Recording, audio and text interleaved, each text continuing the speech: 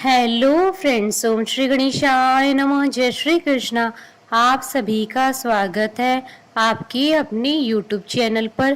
Friends, आज हम आपको इस वीडियो में बताने जा रहे हैं आषाढ़ मास की कृष्ण पक्ष की योगिनी एकादशी व्रत की पौराणिक व्रत कथा, पूजा विधि, शुभ मुहूर्त, महत्व और योगिनी एकादशी के दिन धन लाभ, सुख समृद्धि और सौभाग्य में वृद्धि के लिए किए जाने वाले उपायों के बारे में।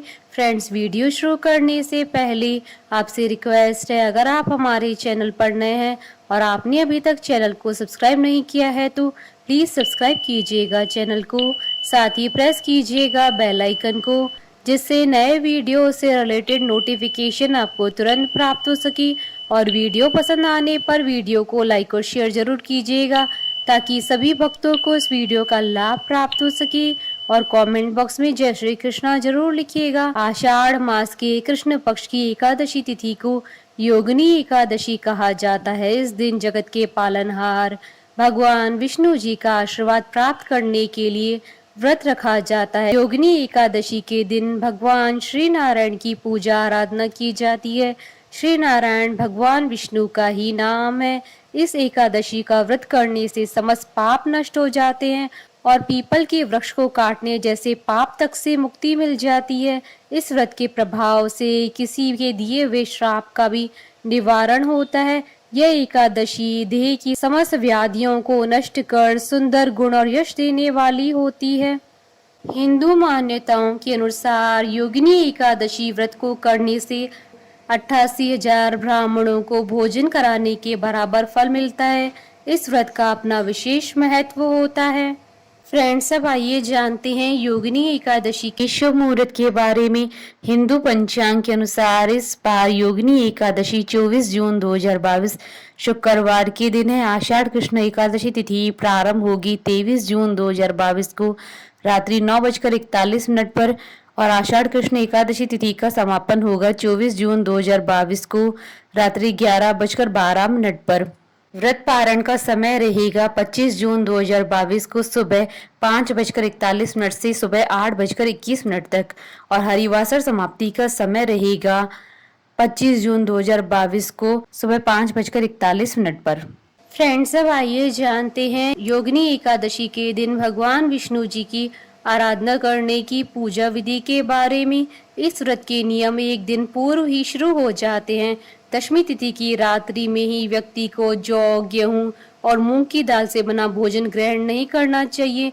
वहीं व्रत वाले दिन नमक युक्त भोजन नहीं करना चाहिए, इसलिए दशमी तिथि की रात्रि में ही नमक का सेवन नहीं करना चाहिए।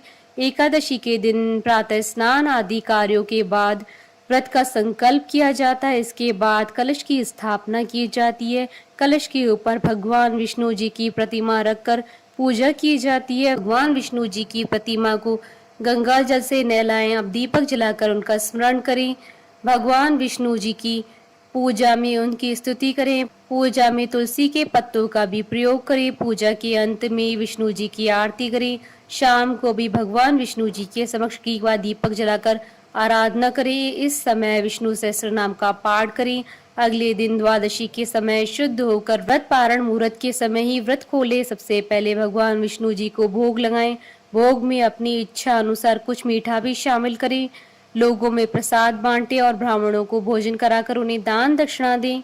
फ्रेंड्स, अब आइए जानते हैं योगिनी एकादशी के दिन किए जाने वाले उपायों के बारे में। योगिनी एकादशी के दिन पूजा करते वक्त भगवान के सिंहासन पर 5, 11 या 21 या अपनी सामर्थ्य अनुसार दक्षिणा रखें। अब आरती करें। एकादशी के अगले दिन स्नान के बाद इन सिक्कों को अपने पर्स व तिजोरी में रख दें।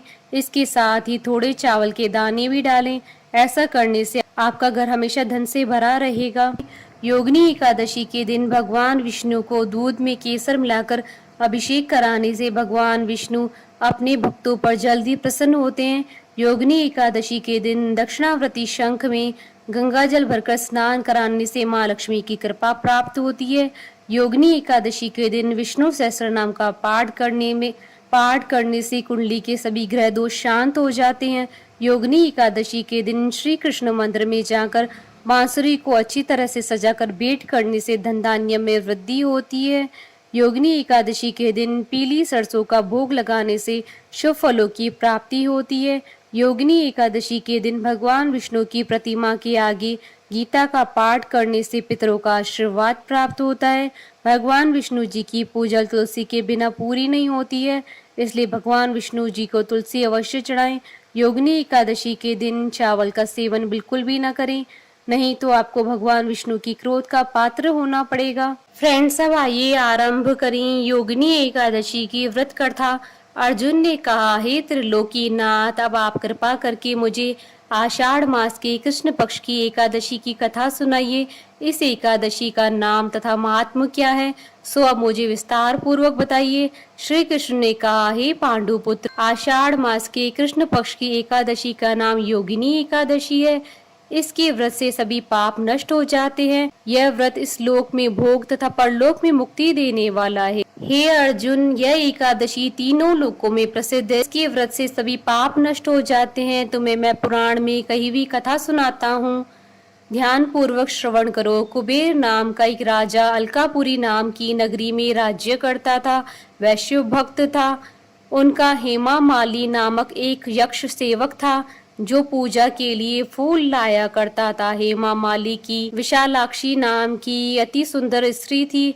एक दिन वह मानसरोवर से पुष्प लेकर आया, किंतु कामासक्त होने के कारण पुष्पों को रखकर अपनी स्त्री के साथ रमण करने लगा।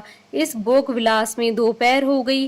हेमा माली की राह देखते देखते जब राजा कुबेर को दोपहर हो गई तो उसने क्रोध पूर्वक अपने सेवकों को आज्ञा दी कि तुम लोग जाकर पता लगाओ कि हेमा माली अब तक पुष्प लेकर क्यों नहीं आया। जब सेवकों ने उसका पता लगा लिया तो राजा के पास जाकर बताया, हे राजन, वह हेमा माली अपनी स्त्री के साथ रमण कर रहा है। इस बात को सुनकर राजा कुबेर ने हेमा माली को बुलाने की आज्ञा दी। डर से कांपता हुआ हेमा माली राजा के सामने उपस्थित हुआ। उसे देखकर कुबेर को अत्यंत क्रोध आया और उसके होंठ फड़फड़ाने लगे। राजा ने कहा, अरे अधम, तूने मेरे परम पूजनीय देवों के भी देव भगवान शिव जी का अपमान किया है। मैं तुझे श्राप देता हूँ कि तू स्त्री के वियोग में तड़पे और मृत्यु लोक में जाकर कोड़ी का जीवन व्यतीत करे। कुबेर के श्राप से वह तक्षण स्वर्ग से पृथ्वी पर आ गिरा और कोड़ी हो गया। उसकी स्त्री भी उससे बिछड़ गई। मृत्यु लोक में आकर उसने अनेक भयंकर कष्ट भोगे, किंतु शिव जी की कृपा से उसकी बुद्धि मलिन न हुई और उसे अपने पूर्व जन्म की सुध रही अनेक कष्टों को भोगता हुआ तथा अपने पूर्व जन्म के कुकर्मों को याद करता हुआ वह हिमालय पर्वत की ओर चल पड़ा। चलते चलते वह मार्कंडेय ऋषि के आश्रम में जा पहुंचा। वह ऋषि अत्यंत वृद्ध तपस्वी थे। वह दूसरे ब्रह्मा के समान प्रतीत हो रहे थे। उनका वह आश्रम ब्रह्मा की सभा के समान शोभा दे रहा था। ऋषि को देखकर हेमा माली वहां गया और उन्हें प्रणाम करके उनके चरणों में गिर गया। हेमा माली को देखकर मार्कंडेय ऋषि ने कहा, तूने कौन से निष्कृष्ट कर्म किए हैं जिससे तू कोढ़ी हुआ है और भयानक कष्ट भोग रहा है।